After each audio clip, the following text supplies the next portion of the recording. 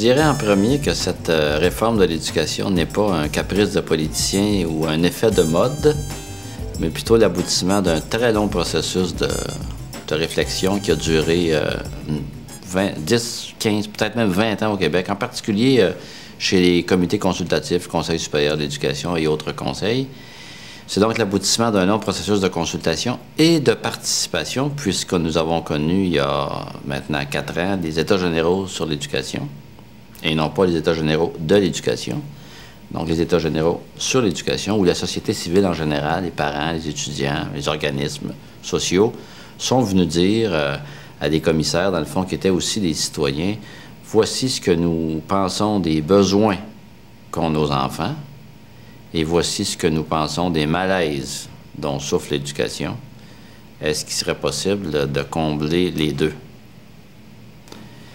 Et ça a donné lieu finalement à un rapport de la Commission des États généraux qui a dit essentiellement 2 choses.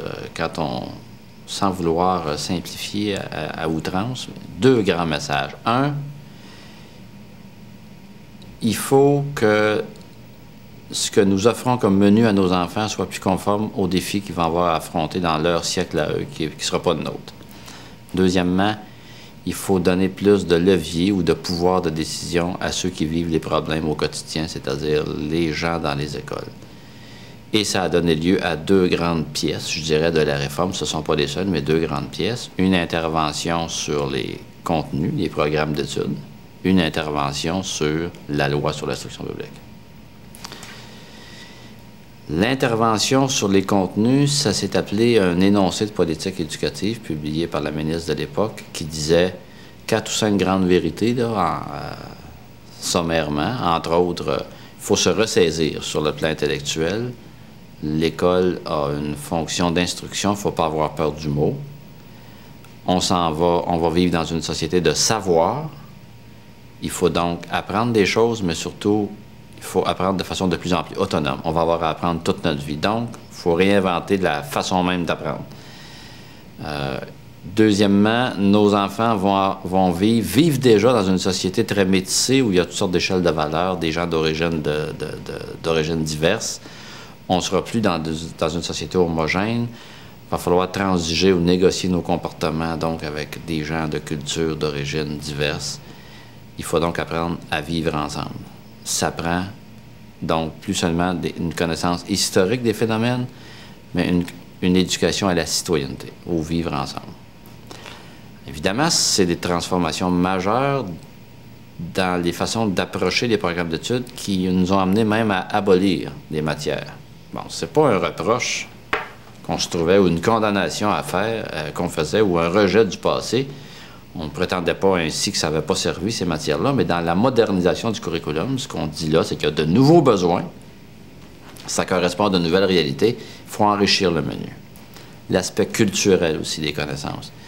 C'est insuffisant de connaître une règle mathématique, une formule de science ou même un événement en histoire si on n'est pas capable de situer ça en contexte. Autrement dit, qu'est-ce que ça sert de savoir que les femmes ont obtenu le droit de vote en telle année au Québec si on ne connaît pas le contexte social de l'époque? On ne comprendra jamais que le droit de vote, ça a été une conquête, alors que les jeunes prennent ça pour acquis. J'imagine que ça a toujours existé. Donc, situer en contexte culturel les connaissances qu'on apprend, c'est une exigence du nouveau curriculum, de ce qu'on appelle le nouveau curriculum.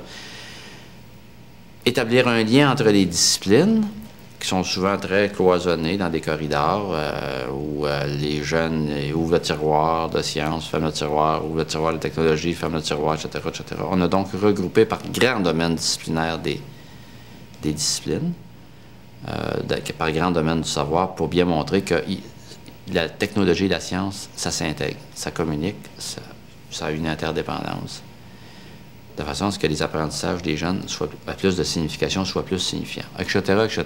Toujours est-il que renouveler le menu qu'on donne aux jeunes.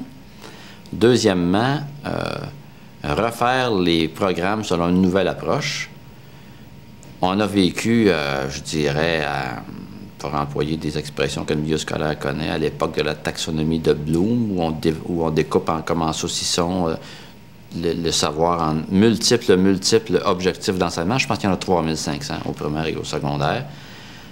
Donc, ce qui est important, c'est ce qu'il faut retenir, ce qu'il faut apprendre, alors que les découvertes en sciences de l'éducation, et en particulier en sciences cognitives depuis 50 ans, nous démontrent que on aurait beau enseigner plus encore, ou s'acharner même à enseigner, ça n'a rien à voir avec ce qu'on apprend, avec ce que l'élève apprend. Donc, ce qui est important, c'est de mettre l'élève en situation active d'apprentissage, en construction de son savoir, ce qui modifie le rôle de l'enseignant. Il ne faut pas faire peur à personne, mais on sait maintenant qu'il y a des conditions plus favorables à l'apprentissage. Puis quand un enfant ne fait pas des choses, il devient passif, il devient paresseux intellectuellement, moins intéressé, il décroche, etc. Il peut décrocher en restant à l'école, même 6, 7, 10 ans, mais il décroche quand même. Bon.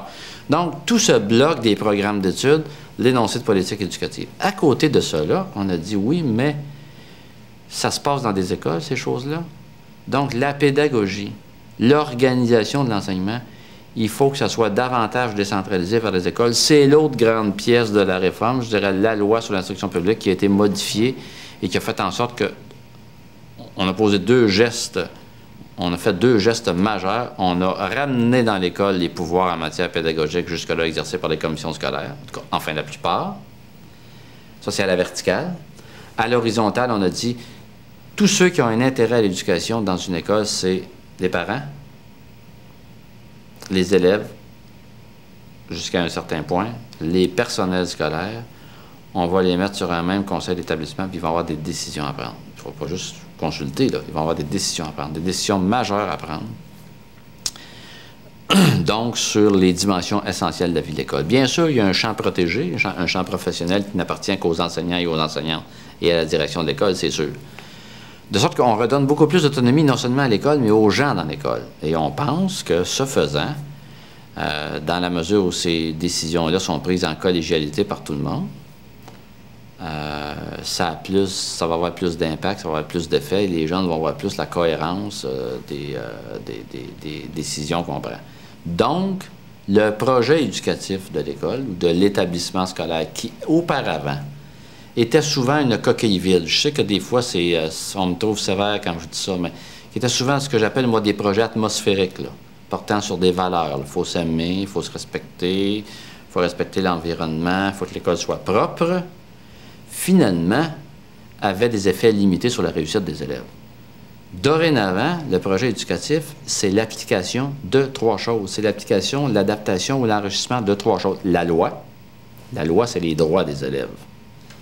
Les programmes d'études, ce qu'on propose donc aux élèves comme apprentissage, et le régime pédagogique, c'est-à-dire le cadre d'organisation des services.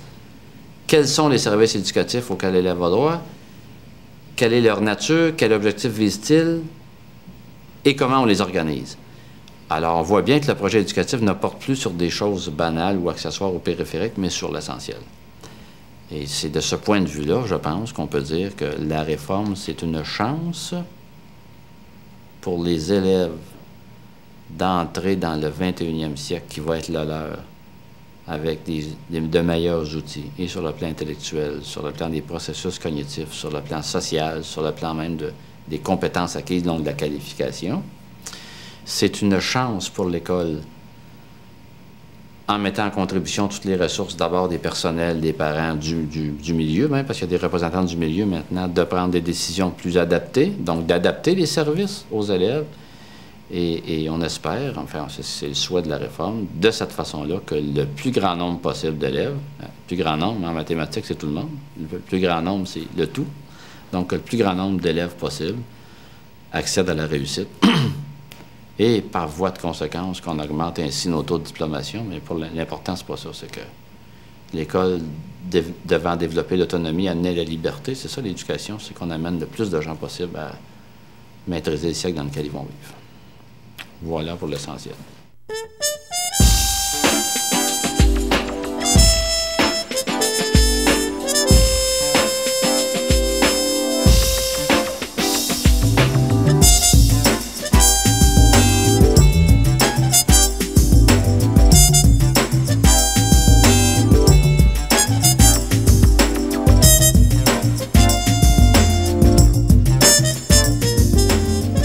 moment-ci, il est important de comprendre les fondements ou l'origine de la réforme, le pourquoi finalement, parce que les changements qui sont proposés, on n'y adhère pas si on n'adhère pas à leur sens.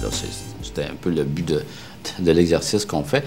Maintenant, il y a le quoi, ensuite, et le comment. Le quoi, donc le regroupement des disciplines en domaine du savoir, hein, pour bien montrer, par exemple, dans le champ des sciences humaines, que les humains ont vécu à la fois à des époques et sur des territoires en même temps. Ils se sont ainsi donné des institutions, bon, etc., etc. Donc, ce sont des étapes qui sont réalisées sur le plan conceptuel, sur le plan de fabrication des programmes, mais qui ne sont pas appropriées. C'est pour ça qu'on va prendre l'année pour le faire. Et ensuite, le comment, l'organisation par cycle. Quelle est l'organisation scolaire la plus propice au genre de développement qu'on veut faire pour favoriser les apprentissages des élèves, l'évaluation des apprentissages et ainsi de suite. Donc, c'est comme une chaîne d'opérations qui s'emboîtent les unes dans les autres, qui sont déjà comprises dans les fondements de la réforme, mais qu'on déplie ou qu'on déploie graduellement dans le temps. Et c'est ce qu'on veut rendre accessible aussi comme outil ou instrument de travail.